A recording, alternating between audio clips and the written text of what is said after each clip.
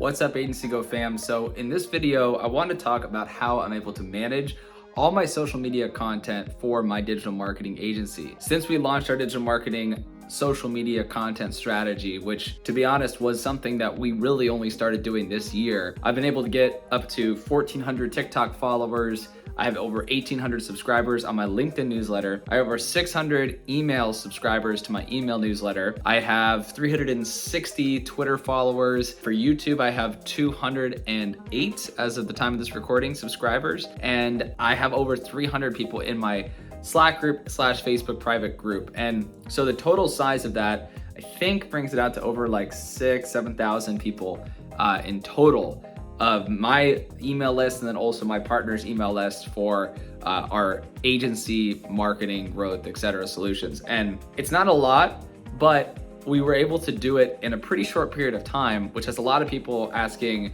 how we were able to do it so quickly, what our strategy is, and how we're able to do it with very minimal paid ads. It's really entirely organic, and it's an organic strategy for posting content. And so in this video, I'll be breaking down exactly how I manage so many different social media channels and how I effectively grow over time quickly through engaging organically online.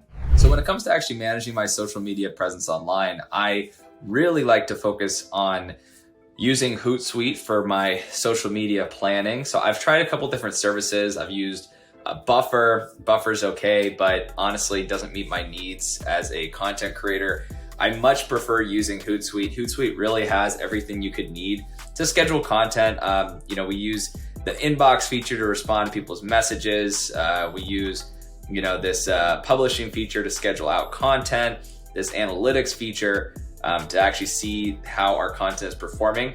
I typically do what I typically do is I'll schedule out all my Twitter content, my Twitter posts, and those Twitter posts I do about 6 per day. And I came up with that frequency by analyzing about 100 of what is called the Dream 100. I got this whole idea from Russell Brunson, but analyzing the way that they post online, what they're doing well, what they're doing poorly, how they manage themselves, etc. And really what I found is that a ton of people are posting on Twitter, at least in the agency space, and then they're taking the best tweets and they're putting it on LinkedIn is what I've noticed. And what's really interesting is that the same thing is true right now for TikTok to YouTube. And so I've kind of come to this realization that what you should do is you should find a platform that has high volume, and you should take that high volume platform and you should distill it into a lower volume platform. So like for instance, YouTube tends to focus a lot more on like higher quality, higher production stuff. So I take the best performing TikToks and I put them on YouTube Shorts. For YouTube, as my videos, I put evergreen kind of content that really is targeting different types of keywords or huge needs from my client base. And that is essentially what I make my videos on.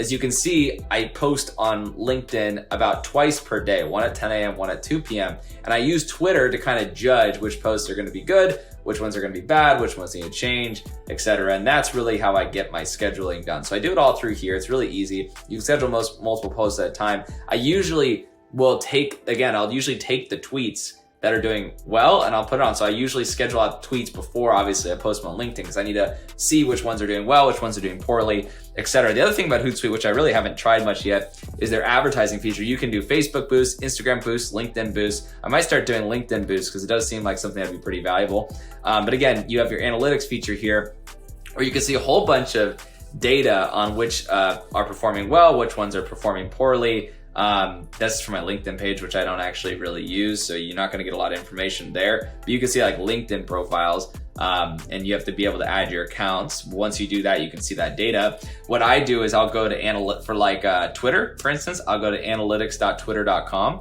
and it will show you your metrics. And I've had a pretty good month this month, had over 100,000 impressions of my tweets, 22,000 profile visits, 202 new followers.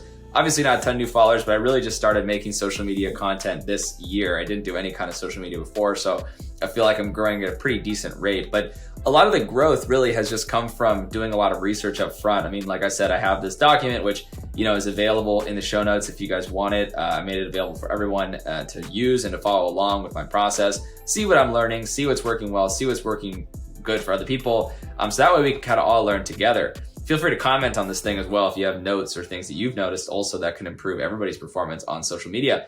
But point being is I get all this data from Twitter, I schedule everything out inside Hootsuite, and then I put the best performing posts on LinkedIn. Now, obviously by doing all of this, that's gonna increase your social media traffic. I had a really big bump in social media traffic 2 weeks ago. It since has died down quite a bit. My average though is about 173 to 200 visitors per month organically, although that does seem like it's starting to change because some of my posts are now starting to gain a significant amount of traction. So in the last 30 days, we had 2,000 visitors, where in the preceding 30 days, it was about 400. So we've grown almost 400, 500% in that very short period of time. So I'm really excited to see if this continues to grow. And you can see how much comes from organic social, how much comes from direct, etc. So social really is that driving factor that's leading a lot of people to this specifically, which is they're coming into this funnel I have set up, which is my agencygo.io/leads funnel. They're converting for free to be a free, email subscriber. And then I'm sending them daily or weekly emails that are essentially showing them exactly how to actually scale their business, whether it's online through social media or whether it's just scale their agency. And so this is what's driving them to this landing page. And it's a free landing page. That is something that I noticed was consistent across all the people that I studied, was the best people were always driving people to something for free. It was a free lead capture online form or something like that. And that was really helpful for them. Now, in terms of TikTok's a great channel right now, extremely good for getting traffic. Be very careful about how you navigate their community guidelines, by the way. I actually had 2 posts that I didn't even realize until today actually got violated some of their community guidelines, and it was for weird stuff. Like I said, F the haters on one post. And when I did that, it actually, caused issues with my account. I haven't been banned or anything, but it was something that one of my posts got taken down. And the other time I actually was doing a video on TubeBuddy, which is a tool for YouTube. And for some reason they thought that was also, they said it was illegal content, which doesn't make any sense because it's not, it's just a free tool anybody can use. So I don't know what their thinking was there, but just be careful. TikTok's really good. And again, it's another type, it's basically Twitter for video is the way I look at it. Twitter for video is a good way to think about it. And so with Twitter, again, Twitter is all about, it's like all 100% about the engagement, about the content, about consistency. And you can really jump onto trends on Twitter, which is nice. But point being is that once you have all your traffic driving to your website from Twitter, from TikTok, from LinkedIn, one other strategy that I've seen be effective is through Facebook groups. Now, what Facebook groups does is it gives you like super highly engaged targeted people that you can drive to your own group or to your YouTube channel. Be careful about some of them because obviously some groups don't like that you're just driving traffic to their page because that can cause a little bit, get them to be pissed off. So I don't recommend doing that. But it's super easy to join groups. Like you can see here, you just click join group and I can easily join. It's usually gonna ask me questions.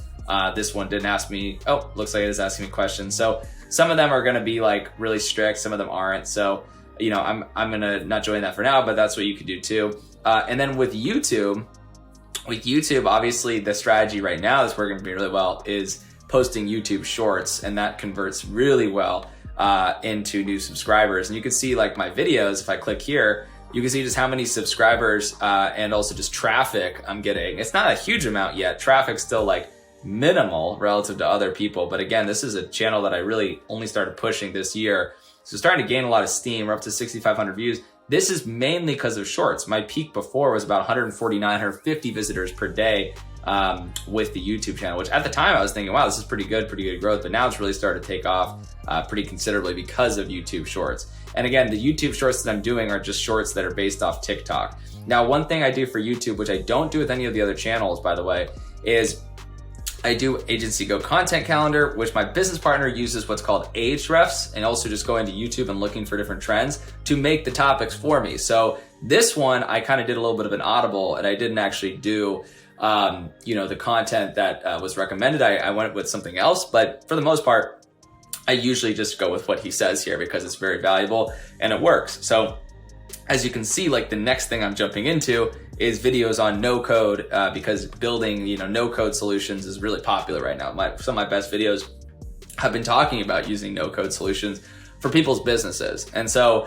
what you want to do is you want to have evergreen content that goes out like every single day. That is going to really help you grow faster. And then if you can keep it up, right? That's the most important thing. And then, if you can't do it every single day, then I recommend trying to get your shorts out at least every single day. And then again, driving everybody to this agency leads or whatever page you have set up, just to get a lot more traffic quicker. And the key is just get them to get that free sign up, because that free sign up is going to be everything for your business. And so, hopefully this video is helpful for you. Hopefully it gives you some insight into what works for, your business and what works to grow your agency.